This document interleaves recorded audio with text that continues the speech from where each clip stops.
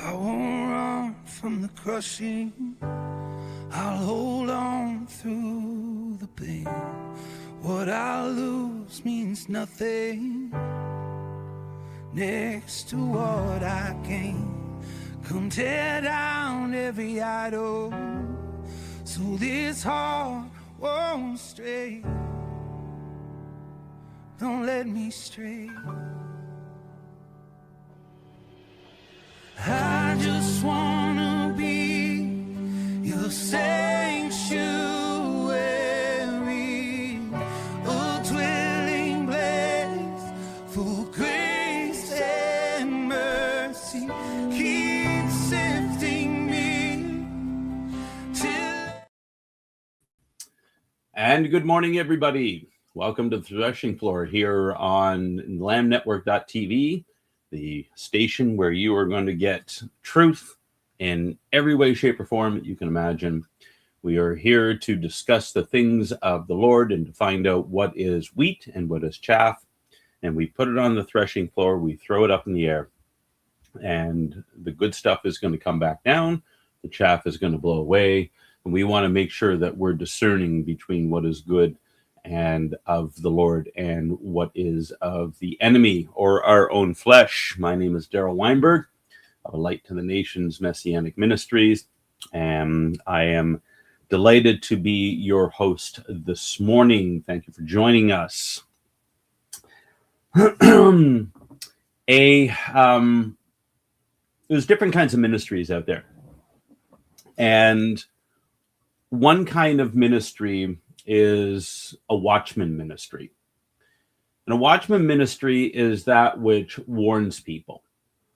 So if you go to Ezekiel chapter 3 and you start in verse 16, it says, "The word of the Lord came to me saying, Son of man, I have appointed you a watchman to the house of Israel. Whenever you hear a word from my mouth, warn them from me.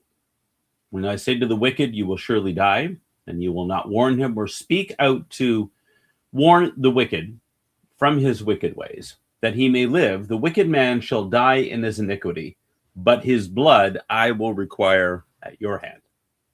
Yet if you have warned the wicked man, and he does not turn from his wickedness or from his wicked way, he shall die in his iniquity, but you have delivered yourself.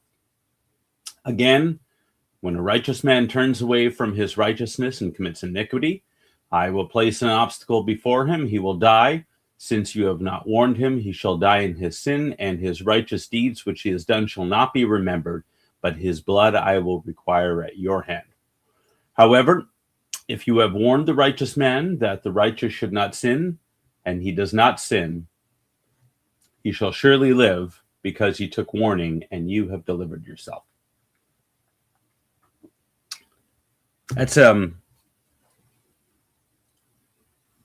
That is a heady responsibility to be a watchman. And I really consider our ministry, Lamb Network, I think, as a whole, has a very watchman anointing. And there are different contributors on this platform to different programs. And people have a different perspective and, I think, calling. We've got some wonderful people who are sharing wonderful things on how to get organized in our lives and various things. But I really feel that my calling is to warn people of what's coming and possibly how to prepare for it. And if you have been following what's going on in the Middle East, you need to be very concerned. Iran just today has said that they need to have a nuclear weapon as a deterrent. And there it is, folks. There it is.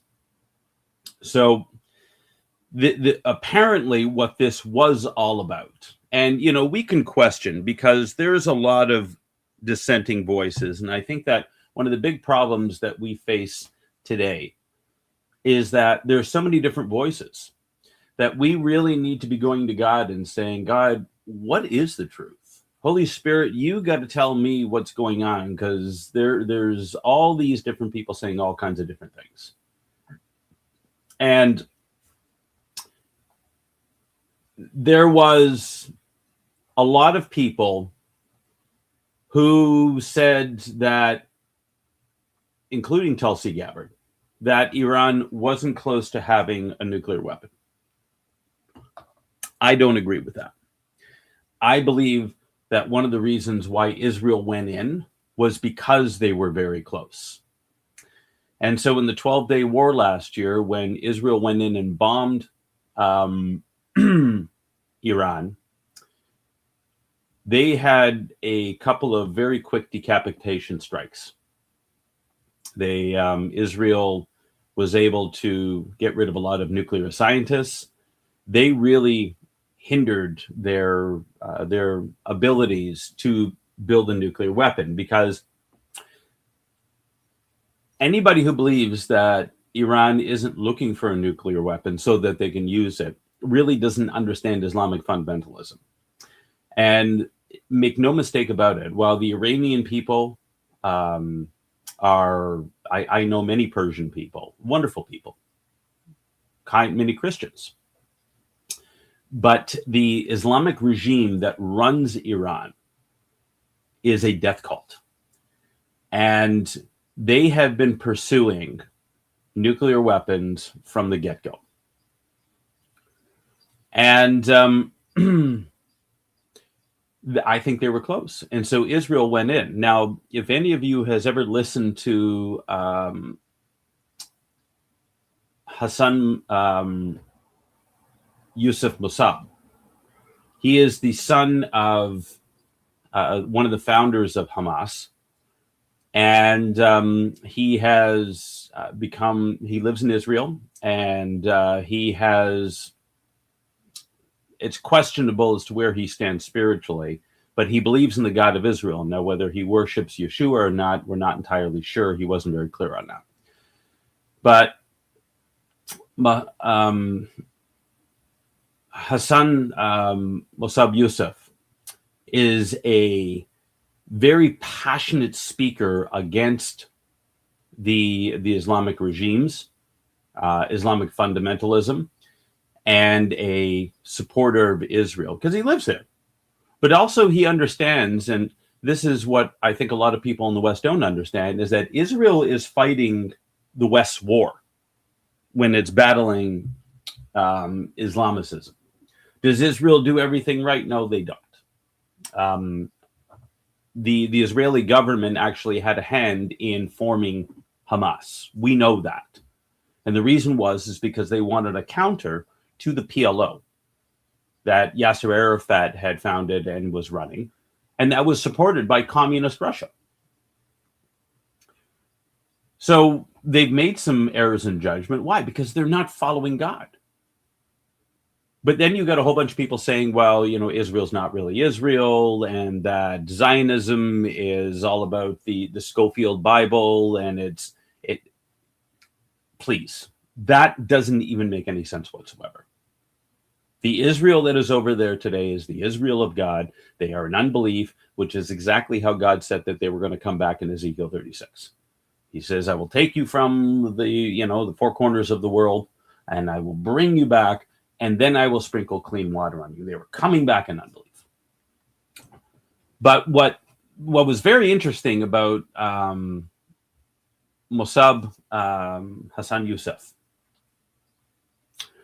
is he was saying very recently that Israel in the 12-day war was doing fine, and then the U.S. got involved and mucked everything up because they wanted to be partakers of the glory. Now, was Benjamin Netanyahu, did he ask the U.S. to help out? Probably. But because, Israel didn't have the bunker bombs that were used to destroy the underground nuclear facilities. But what he said is that the U.S. should have never got involved. And there were prophetic voices, people who gave messages. One of them was Benjamin Fairclough, of down in Atlanta, Georgia. And he passed away this year, right before the United States went to war. And he said last March, God was saying to the U.S., do not get involved in this war. Do not go to war against Iran, because it will lead to your downfall. And the reason is because the U.S. is not walking with God. And so God cannot support a nation that doesn't honor him and walk with him and walk in obedience. I mean, Israel did the same thing all throughout its history. Anytime Israel turned away from God, God not only did not protect them, he sent enemies in against them to judge them. And Pastor Faircloth and then Jamie Walden from Omega Dynamics recently, back I think about 3 months ago, he gave another message and said that judgment is now coming because the U.S. is arrogant. The U.S.'s foreign policy over decades has been all about take. They go start wars and overthrow countries and everything else. God can't bless that. So the warning was, don't get involved in this. Iran's fight is with Israel. But Donald Trump can't help himself. And I don't know who he's got advising him, but he thinks that he can go, number one, bully people. Number two, he can negotiate his way out of things. The problem, though, is that Western people do not understand the Islamic mindset.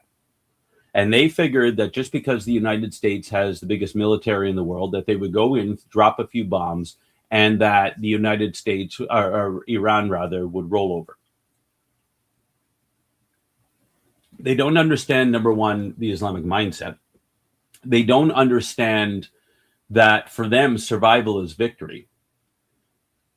And they don't understand that they're willing to suffer and experience a lot more than the West. See, the West is soft.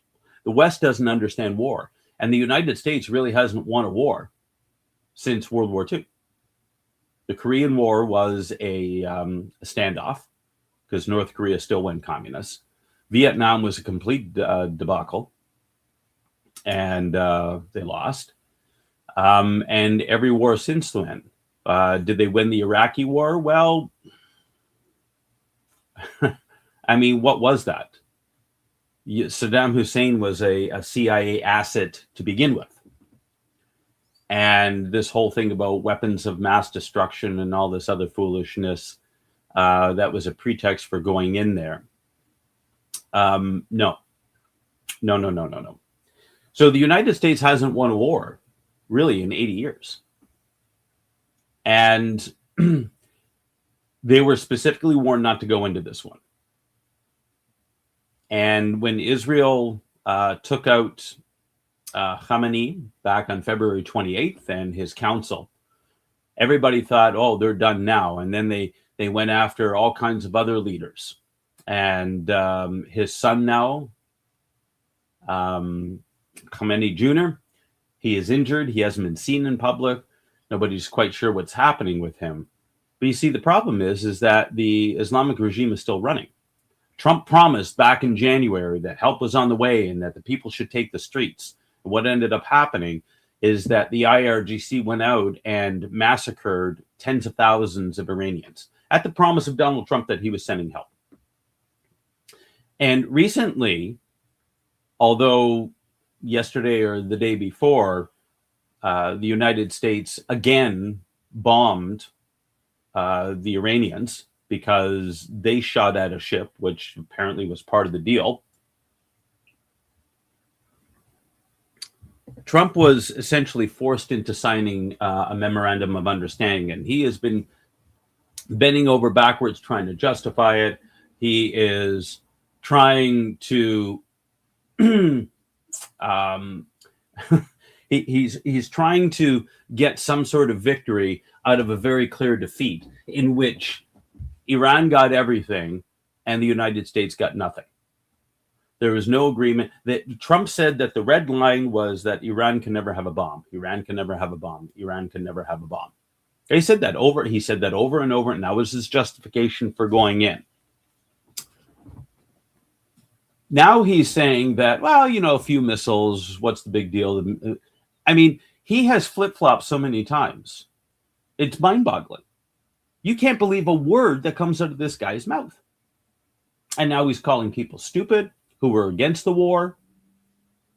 Well, at the same time, you've got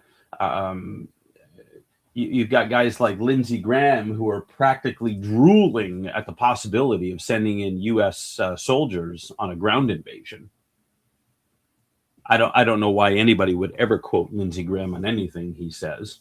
He betrayed Trump in 2020 with the whole voting fraud thing. He voted against, inspecting the election.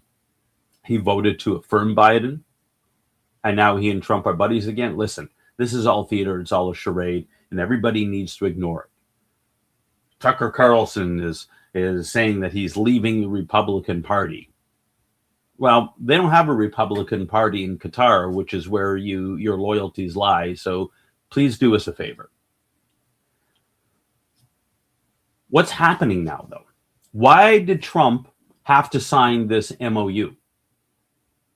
Everybody can see on the surface that this thing is a complete disaster.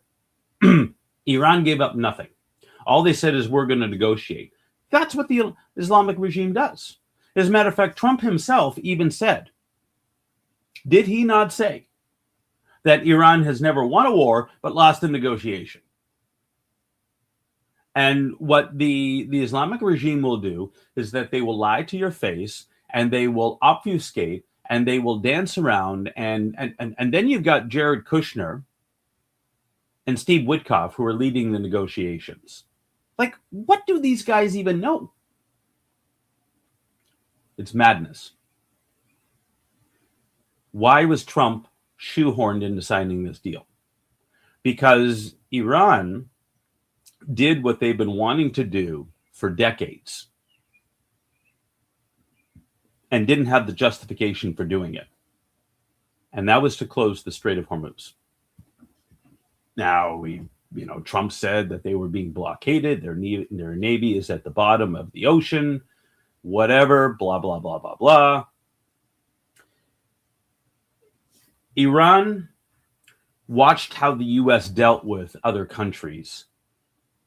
And they decided right from the get-go, as soon as the Ayatollah Khomeini came in 1979, that they were going to start building a military that was going to be able to fight against what the U.S. does. Because the U.S. goes in, they they threaten, and then they go in with great military force. They did that in Iraq when Saddam Hussein invaded Kuwait. But if you can build an army that can withstand that, and you're willing to die, and you're willing to sacrifice your own people, this is something that the West is not willing to do. So, Iran closes the Strait of Hormuz. Oil shipments stop. And something like 15 to 20% of all the oil in the world goes through there. Because the Middle East is, I think Venezuela is supposed to have the largest reserves, but it's only one country. So you've got Iran, you've got the United Arab Emirates, you've got Saudi Arabia, Oman, Qatar. You've got all these countries, Bahrain, in the Middle East, who produce oil. And the oil gets loaded onto ships and comes through the strait and gets dispersed through the world. So when Iran shut that down,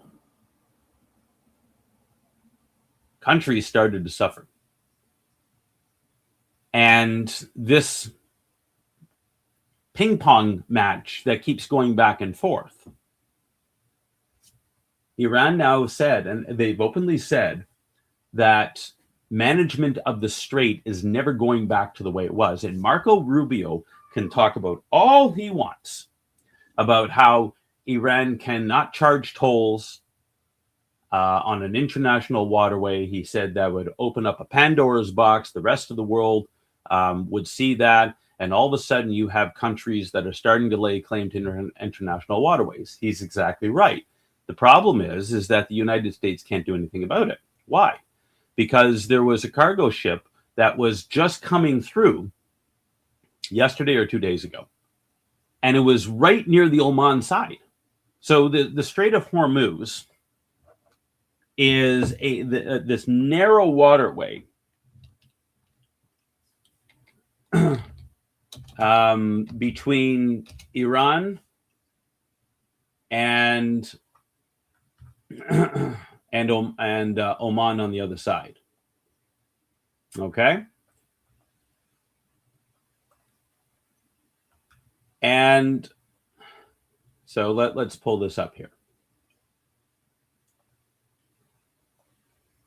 and it's, I think at its narrowest point is 21 miles across.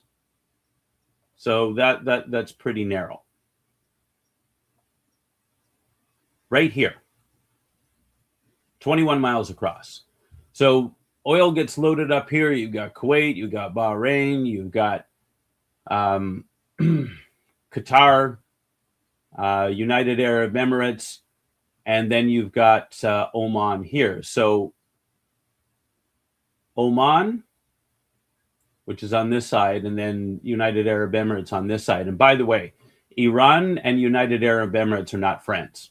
United Arab Emirates is a more moderate country. They are friendly with Israel, and they United Arab Emirates is Sunni, whereas Sunni brand of Islam, whereas Iran is Shiite. They don't like each other. If it weren't for Israel, they'd be fighting all the time, and they fight anyway. So this little narrow point here is really the key to everything that's going on. So when ships load up with oil in Kuwait or even Iraq, and they come through here, you've got Saudi Arabia over here. They got to come through here. And so there was a ship that was coming through here on the Oman side, and the Iranians fired a missile at it and disabled it. So what they've essentially said is that we control this, and only ships that get our permission and pay us a heavy toll, and they're talking like $2 million per ship now. Because what Iran wants to do is they want to start raising money through these tolls, and they estimate it could be up to $40 billion a year. You start having $2 million per tanker, and with the number of tankers that goes through there, that's a huge chunk of money. You'll sometimes have hundreds of these things going through a week.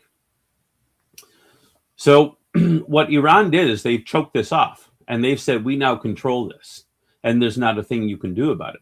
As a matter of fact, the only way that you are going to free up Iranian control of the Strait of Hormuz is that you would have to have a ground invasion and completely overthrow the Iranian regime.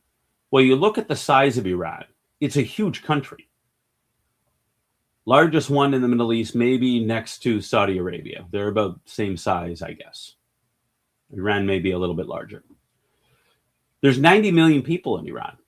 And the IRGC, the Islamic Revolutionary Guard Corps, is a huge army. And all of them are dedicated to the cause of bringing about the Mahdi, their version of the Messiah, who many will believe will actually be the Antichrist. And they're not afraid to die. They have no compunction about lying, which apparently Trump doesn't either. And they have now basically taken control of this. And what Iran is also threatening is, why do you think they set up shop with the Houthis in Yemen down here? It's because then they can also control the Gulf of Aden and the Red Sea. You've got this little narrow strait here, which, by the way, is why Israel made an agreement with Somaliland, which is over here, to be able to counter that. But you've got a very narrow strait here, and what the Iranians were saying is that they're going to activate the Houthis in order to block off the Red Sea. So the Suez Canal, which is up here, is the other point where much of the world's shipping, including oil, goes through. So Iran, through its control of the Strait of Hormuz and its proxy over here in Yemen, are basically saying, if you want oil, you got to go through us. So what happened with Trump? Why did he sign this MOU? It's because oil reserves, and he said this, he said the reason why he signed the MOU is because he said that we were about 3 to 4 weeks away from going dry.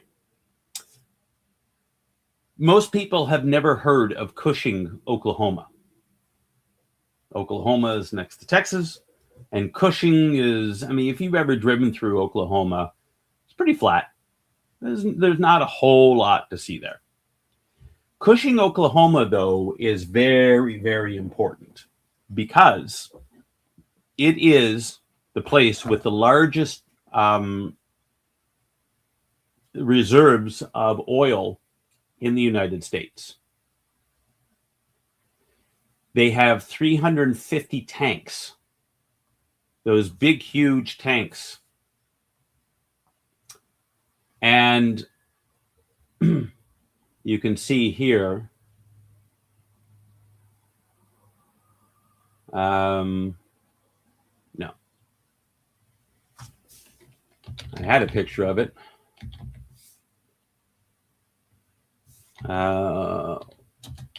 But I'll give you an aerial view. That's a good picture right there. Okay, so you can see here. This is why you need someone to run your thing for you. Okay, let's have a look here. So you can see Cushing, Oklahoma has these massive tanks, and there's about 350 of them. So this is the largest reserves of oil in the United States, next to the Strategic Petroleum Reserve, which I'll get to in a minute. And there are 4 major pipelines that connect in Cushing that send the oil across the United States. And Cushing is basically now, sorry, there we go. You can see here, there's about 350 of these all over the place, and there's 4 major pipelines that connect to it. Yes, I am live. Thank you, boys. So, Cushing is where most of the oil is brought to, and it's then distributed throughout the United States. And so what's happened is you need to maintain critical levels. Oil does not flow through the bottom of it doesn't go through the bottom of the tanks.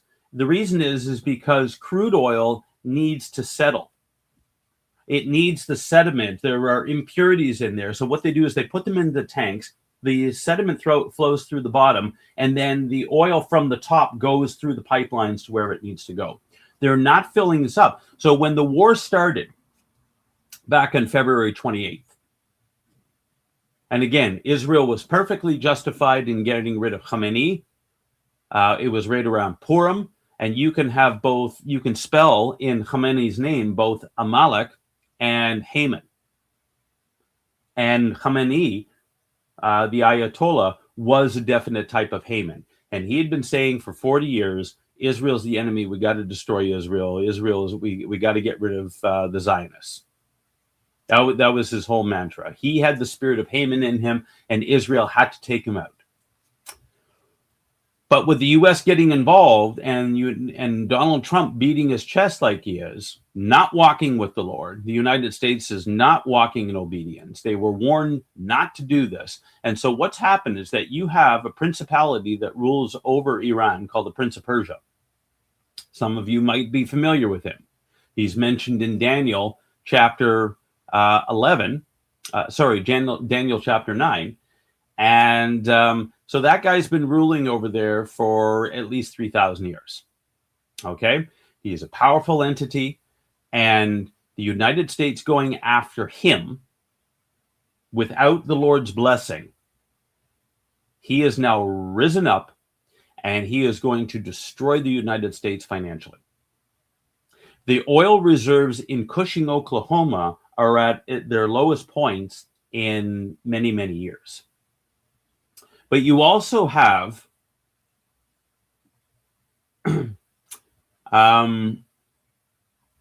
there's something else that Ronald Reagan started, which is called the Strategic Petroleum Reserve. And this is an emergency stockpile. So back in the 70s, when you had the first Persian Gulf crisis, the oil shocks, Reagan started to build this underground network in Texas and Louisiana of these oil reserves. And so Cushing, Oklahoma has capacity for about 93 million barrels or so. The SPR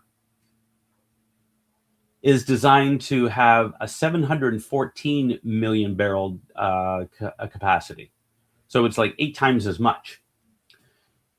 Cushing is designed to have the oil constantly flowing through. The SPR is a reserve. But when the United States went to war against Ukraine through NATO, against Russia with Ukraine, started sending all of its weapons over there and everything else. Biden began to start to draw down on the SPR. And now Trump has been doing the same thing because you got midterms coming up. And with high oil prices, the Republicans are looking to get their butts kicked. The problem is now,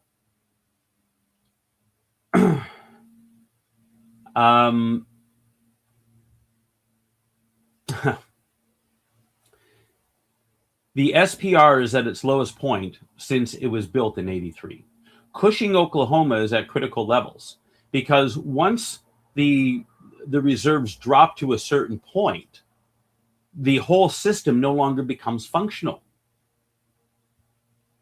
And so it would take massive, this is what Trump was threatening over with the blockade, is that if you have the way the oil facilities are designed is that the oil has to constantly flow. If it stops up because there's too much of it, because it's over capacity, things start breaking. But if it drops down too low, they're not going to be they're not going to be able to restart it so easily. Things are going to get damaged. And so the economic consequences are about to hit. Cushing is about to run out of oil. The SPR is going to get drawn down to where there is none left. And the United States and Iran are still going back and forth, where Iran was just bombed yesterday from the United States because they hit a ship. So they're going to close the strait whenever they want. So Israel was not allowed to go in and finish the job. After the 12-day war, Trump said that was enough. Okay, we did what we needed to do. Because for Trump, he's not looking at the long-term overall effects of the Middle East. And people like Saudi Arabia and United Arab Emirates would love to see the Iranian regime fall because they threaten them too. When the United States went and bombed them yesterday, Iran fired back and hit Kuwait and Oman again. But with the ships not flowing through, you have a catastrophe that is waiting. We have a catastrophe that is coming upon us, and there's no way to stop it. The damage has already been done. And so why did I read to you Ezekiel 36? Or sorry, why did I read to you Ezekiel chapter 3? Because there are oil shocks that are coming. There are shortages that are coming. And the other thing that people also don't understand is that fuel is necessary to deliver food. So not only are people not going to be able to drive, and you now have summer vacation, you have the July 4th celebrations that are coming up next week. Canada Day is on Wednesday. Independence Day for the United States is on next Saturday. And you have summer vacation time. You have people traveling around, and there's not going to be oil. You're looking, as things continue, as it takes approximately 2 months for the oil to get pumped out over in the Middle East, loaded onto tankers, brought over to wherever they're going, unloaded, and then delivered to their destination. So even if everything were to go back to normal, which Iran said it never is going to, you have this massive shortfall that's happening, and people don't understand what's about to hit. And the warning that God gave, do not get involved in this conflict with Iran, because I'm not going to be with you. It was like after Israel went into the land in Numbers 13, and they spied out the land, and they said, okay, Moses and Joshua and Caleb, so let's go in. They said, nope, I'm not going to go. We got giants over there. They're scary. Let's go back to Egypt. And when God says you're not going, the next day they tried to go into the land on their own, and God wasn't with them. Moses didn't go with them. The Ark of the Covenant didn't go with them, and therefore the presence of God didn't go with them. And it says that the Anakim beat them back all the way to where they started from. The United States got involved with a conflict that wasn't supposed to get involved in. God wasn't with them. The United States has not been walking in humility. And now you are going to have an economic tsunami that's going to hit. Now, Canada and the US both have enough oil reserves that none of this should have ever been a problem. But those industries have not been developed. As a matter of fact, the Liberal government under Justin Trudeau and now Mark Carney, both World Economic Forum stooges, actually have shut down a lot of our capacity. Out in Alberta, which is why they're considering even joining the US, is that they're getting sick and tired of being told that they can't do business. So none of this should have been a problem, except that we have people who are manipulating and managing things so that we all suffer. So what do we do?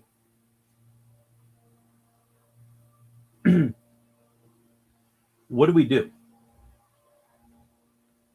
Yeah, fuel's dropping temporarily, and that's why Trump signed the MOU. But make no mistake about it.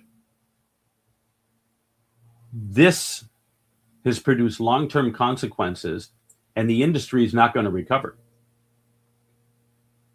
You might have temporary relief, which brings me to my next point. This gives us time to maybe do a little preparation. I think we all need to be going out and filling up our jerry cans and having oil or gas reserves. We're going to have to start thinking about our travel plans because there will be gas rationing that's coming. It's inevitable. Right now, you've got the World Cup, the FIFA World Cup of soccer. And if you looked, that was one gigantic occult ritual.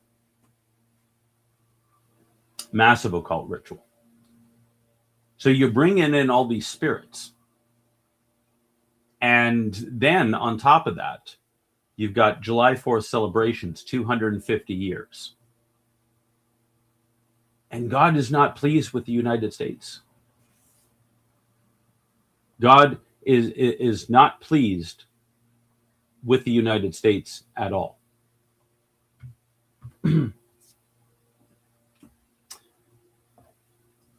So what do we do? Well, number one, we have to be praying. We've got to be praying like never before.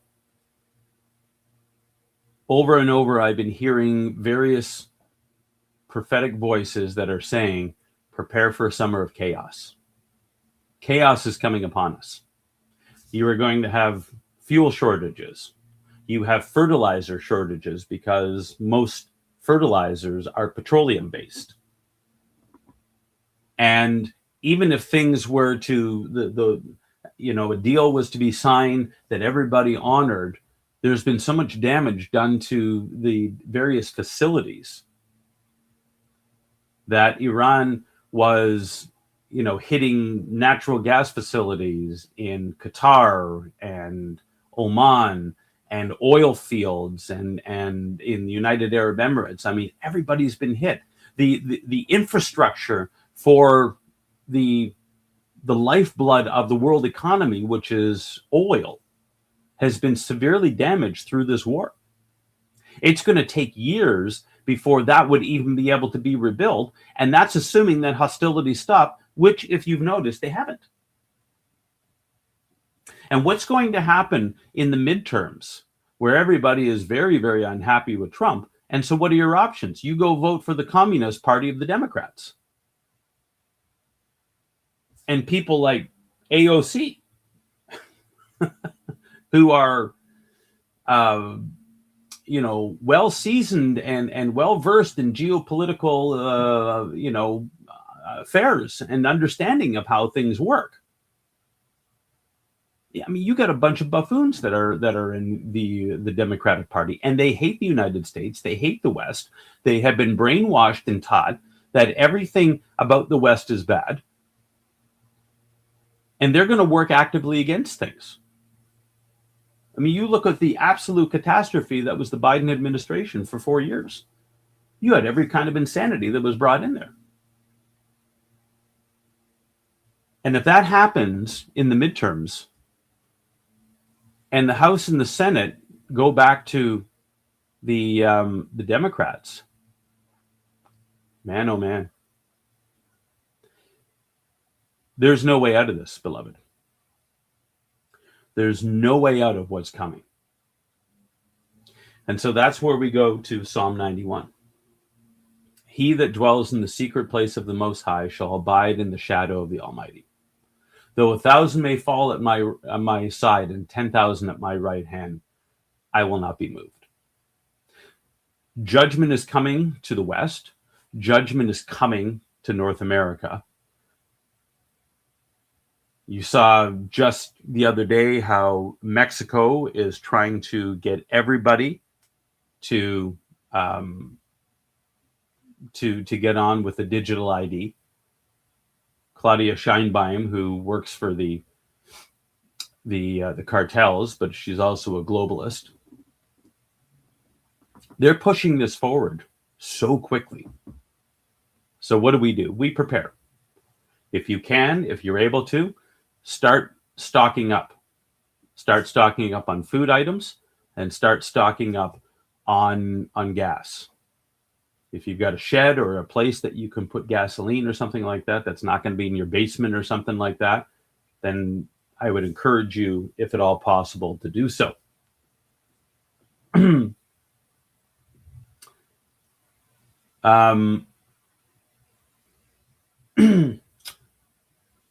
we've got to be praying. We've got to be fasting.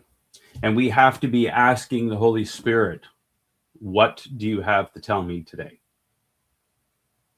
What do I need to understand? Who do I need to talk to? How do I need to go about this? Because these are perilous times. The people might come and steal it, but if God assigns an angel right at the doorway of your shed or your garage or something like that, then nobody's coming to steal anything. So we need to prepare. We need to develop networks of people that we can trust in, who can help us. We need to be putting away money, if at all possible. And I know it's been tough. I mean, that's the whole point of what they've been doing, is they've been systematically dismantling the economy, just taking it apart and impoverishing everybody. But Psalm 37 and verse 25 tells us that I was young, and now I am old. And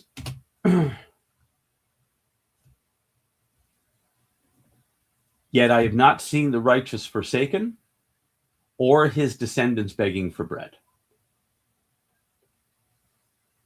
God is able to sustain us even in times of famine. God is able to provide for us in ways that are supernatural, miraculous. You look back at what he did with Israel during the judgment on Egypt, and the remnant are, in a sense, Israel in Egypt. The West has completely fallen. It's gone. Nobody is seeking after God. There isn't one country in the world that you can say really and truly honors God. And you've got a heat wave that's coming. You look at what's going on in France right now. They've got temperatures of 45 degrees Celsius, 115 degrees Fahrenheit. You got people that are dying over there. This heat dome, and it's all geoengineering, but it's the judgment of God. When societies embrace wickedness and evil, they receive judgment, and that's what's happening. But we're going to be protected. But it's going to require us to humble ourselves and to be diligent in listening to the voice of God. Because there's no way of avoiding what's coming. We don't know when it's coming. We don't know when.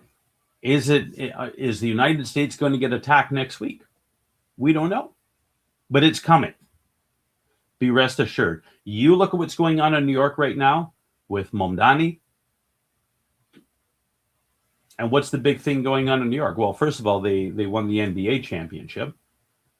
But second of all, the big event that's coming up is Taylor Swift's wedding. Well, she's one of the high priestesses of the music industry. And I believe heavily involved in witchcraft.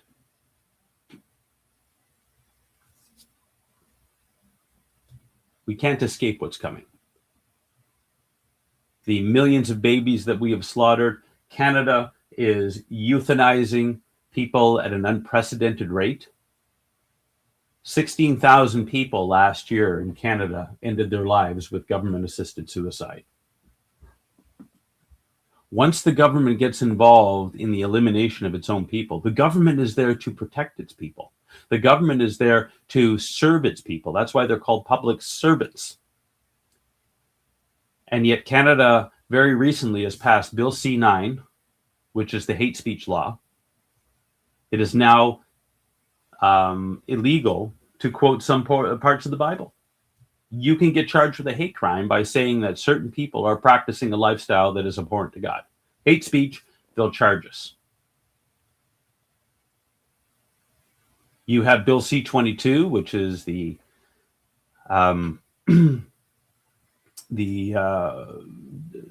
digital surveillance law. They're basically telling social media companies that they need to store data for an entire year and make it available to the government. This country is falling fast. 9/11 was a wake-up call to the United States, and it didn't listen. And so 25 years later,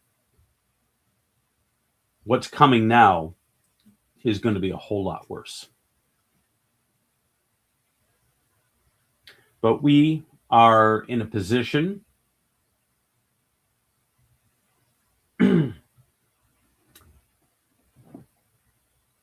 that, number one, we know the Lord.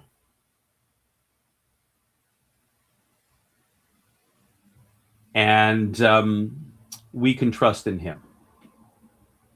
See, not only did God provide for Israel in Egypt, he provided for Elijah under one of the most corrupt and wicked regimes in Israel's history, Ahab and Jezebel. And there was famine for 3 years. There was no rain, drought everywhere. And the ravens came and they fed Elijah. And then he sent him to a Syrophoenician woman. Not an Israelite woman. He sent him to a foreigner that she may provide for him. So God's going to provide supernaturally, but the question is, do we trust him for that?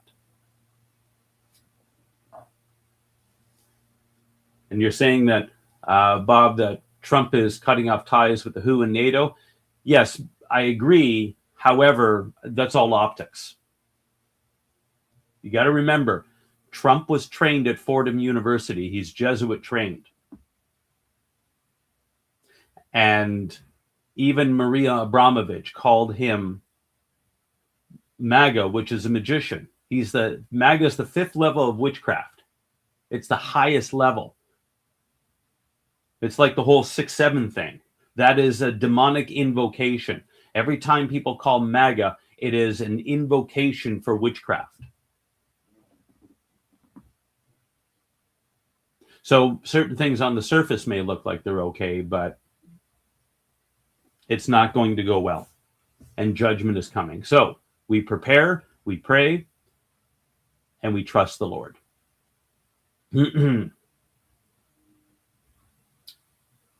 So,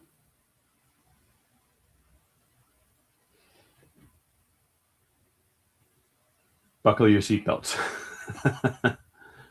And let's see what the Lord is going to do, because out of this, for those of us who cling closely to him, I think blessing is coming.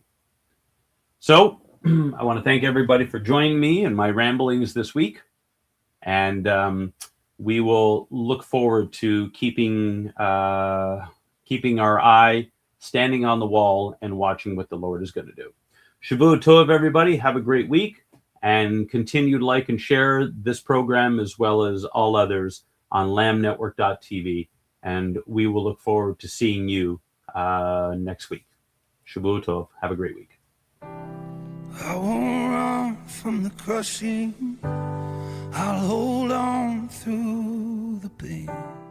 What I lose means nothing. If you missed today's show, or want to watch it again, or want to tell someone where they can watch this episode, go to lamnetwork.tv, where you can find this show and all the other live Lamb Show archives in the on-demand section of the website.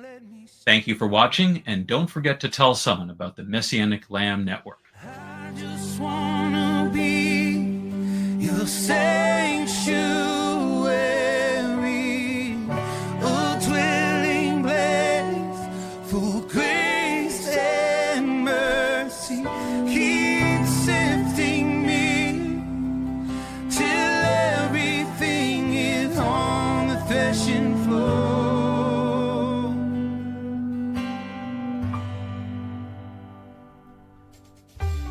We are richly blessed to bring you what we believe is the fullest, most diverse, yet up-to-date progressive teachings, discussions, and prayer programming you can find anywhere on this planet. Be sure to take a tour of the lamnetwork.tv website. I'm Darryl Weinberg, thanking you for joining us on the Messianic Lamb Video Network.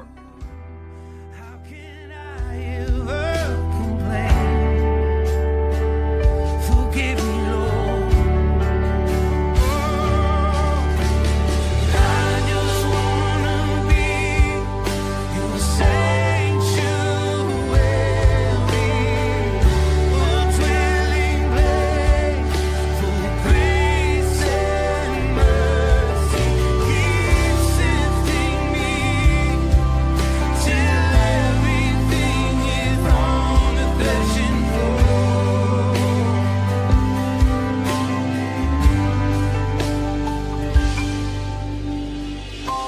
let it fall on the threshing floor. Everything that's